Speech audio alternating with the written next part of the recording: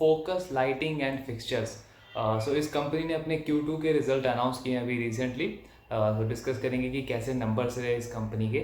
एक डिस्क्लेमर है, ये जो स्टॉक है फोकस लाइटिंग का, ये पर्सनली मैं ओन करता हूँ अपने पोर्टफोलियो में। सो ऑब्वियसली जो भी चीज़ें हम इस वीडियो में डिस्कस करेंगे वो जस्ट फॉर एजुकेशन पर्पज़ होगा एंड उसमें से कोई भी बाय या सेल की रिकमेंडेशन नहीं होगी। सो फोकस लाइटिंग का अगर आप बिजनेस मॉडल देखें तो बहुत बेसिक बिजनेस मॉडल है। वैसे ब्रीफ में मैंने ऑलरेडी पास्ट में एक वीडियो में डिस्कस किया है कि किस तरीके की बिजनेस मॉडल ये कंपनी ऑपरेट करती है। उसका लिंक मैं इस वीडियो के डिस्क्रिप्शन में शेयर कर दूंगा आपके साथ। तो अगर ब्रीफ में समझें तो फोकस लाइटिंग के 4 मेजर बिजनेस वर्टिकल हैं। पहला है उनका रिटेल, दूसरा है होम का होम लाइटिंग, तीसरा है उनका रेलवेज एंड जो चौथा वर्टिकल है वो है इंफ्रा का। इसमें जो रिटेल वर्टिकल है उसमें बहुत ज़्यादा एग्रेसिवली फोकस है इस कंपनी का। एंड रिटेल में ये जितने भी फैशन रिटेलर्स हैं या फूड रिटेलर्स हैं या जो ऑफिसेस होते हैं, उनको ये लाइटिंग सर्विसेज प्रोवाइड करते हैं। लाइक जैसे अगर हम फैशन रिटेलर की बात करें तो वहाँ पे किस तरीके की लाइटिंग होनी चाहिए, किस प्रोडक्ट पे किस टाइम पे कौन सी लाइट ज़्यादा सूटेबल रहेगी जहाँ पे कस्टमर्स को वो ज़्यादा अट्रैक्टिव रखेगी। सेम फॉर द रेस्टोरेंट की वहाँ पे इवनिंग में कैसी लाइट होनी चाहिए, आफ्टरनून में कैसी लाइट होनी चाहिए, इन्वायरमेंट किस तरीके से मेंटेन रहना चाहिए उन लाइटिंग के अकॉर्डिंग। सो ये सारी चीज़ें जो हैं वो रिटेलर्स को प्रोवाइड करती है रिटेल वर्टिकल के अंडर ये कंपनी। देन अगर हम होम लाइटिंग की बात करें तो अगेन सेम चीज़ें, वही सारी चीज़ें ये होम सेगमेंट के अंदर करती है। रेलवे के अंदर जितनी भी हम कॉरिडोर्स में या कोचेस में या बर्थ में जितनी भी हम लाइटिंग देखते हैं, वो सारा जो है वो फोकस लाइटिंग मैन्युफैक्चर करती है रेलवे के लिए। सेम इंफ्रा में जितने भी हम रोड्स एंड हाईवेज पे लाइट्स वगैरह देखते हैं, वो सारा भी focus lighting manufacture and provide करता है उनको।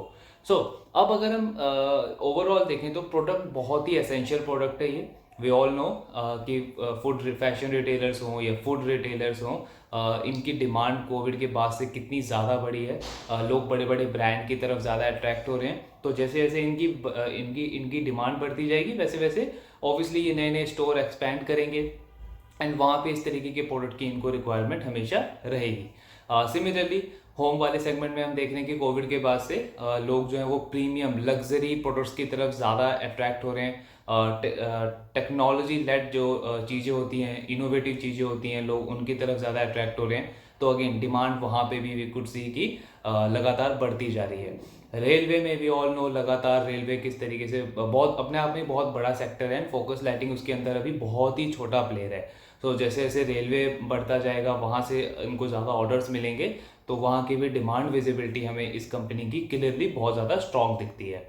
एंड लास्टली इंफ्रा में वी ऑल नो कि गवर्नमेंट कितना ज़्यादा फोकस कर रहा है पिछले कुछ सालों से इंफ्रा डेवलपमेंट के ऊपर कंट्री की। एंड इरिस्पेक्टिव चाहे वो आने वाले टाइम में किसी की भी गवर्नमेंट हो, बट अगर कंट्री को आपको डेवलप बनाना है तो इंफ्रा एक बहुत इंपॉर्टेंट पार्ट होता है। एंड अगेन उसके अंडर फोकस लाइटिंग का वो वाला सेगमेंट भी हमें बहुत स्ट्रॉन्ग दिखता है। प्रोडक्ट जो है वो इनका एसेंशियल है। अब अगर आप कंपनी की का साइज देखें तो आज के टाइम पे फोकस लाइटिंग का जो मार्केट कैप है ओवरऑल वो अराउंड 1100 करोड़ का इनका मार्केट कैप है। एनुअल सेल्स अगर आप देखते हैं इस कंपनी की तो अराउंड 170 करोड़ की इनकी एनुअल सेल्स है। यानी कि 170 करोड़ की सेल्स है और मार्केट कैप है इनका 1100 करोड़ का। तो बहुत ही छोटी कंपनी है, माइक्रो कैप कंपनी है अभी ये। एंड जस्ट सपोज कि जैसे अभी कंपनी बहुत ज़्यादा एफर्ट कर रही है कि रेलवे की ये एक अप्रूव्ड वेंडर बन जाए। बहुत टाइम से उस कोशिश में है ये। तो सपोज अगर आने वाले टाइम में ये जब अप्रूव्ड वेंडर बन जाते हैं रेलवे के, तो एक बहुत बड़ा ग्रोथ पाइपलाइन जो है वो इस कंपनी के लिए खुल जाएगा। And we could easily assume कि आने वाले कुछ सालों में जो ये 170 करोड़ का हम सेल्स देख रहे हैं इनका एनुअल का, वो बहुत ही ईजिली 1000 करोड़ तक बढ़ सकता है एनुअली। बिकॉज उसमें जो बाकी के वर्टिकल्स हैं वो तो कंटिन्यूसली ग्रो करते ही रहेंगे, बट इसमें रेलवे का जो अप्रूव्ड वेंडर बन जाएगी ये कंपनी, तो एक बहुत बड़ी ग्रोथ पाइपलाइन इनके लिए वहाँ से ओपन हो जाएगी ऑर्डर वाइज अगर हम बात करें तो। 1500-1700 करोड़ का अगर एनुअल सेल्स हो, देन मार्केट कैप अगर यहाँ से इस कंपनी का 10 टाइम भी हो जाता है तो 1100 करोड़ की कंपनी अगर कल को 10,000-11,000 करोड़ की मार्केट कैप वाली कंपनी भी बन जाती है, तो भी ये कंपनी जो है वो स्मॉल कैप स्टॉक या स्मॉल कैप कंपनी कंसिडर की जाएगी, बिकॉज अभी तो ये माइक्रो कैप है। तो यहाँ से 10 टाइम ग्रोथ भी इस कंपनी के लिए बहुत ज़्यादा नहीं है। इससे हमें ये चीज़ पता चलती है कि प्रोडक्ट इनके पास एसेंशियल है बट साइज़ इनका बहुत छोटा है। एंड यहाँ से अगर 10 टाइम भी ये ग्रो करती है तो भी साइज़ छोटा ही रहेगा, बहुत बड़ा साइज़ नहीं होने वाला इस कंपनी का 10 टाइम ग्रोथ के बाद भी।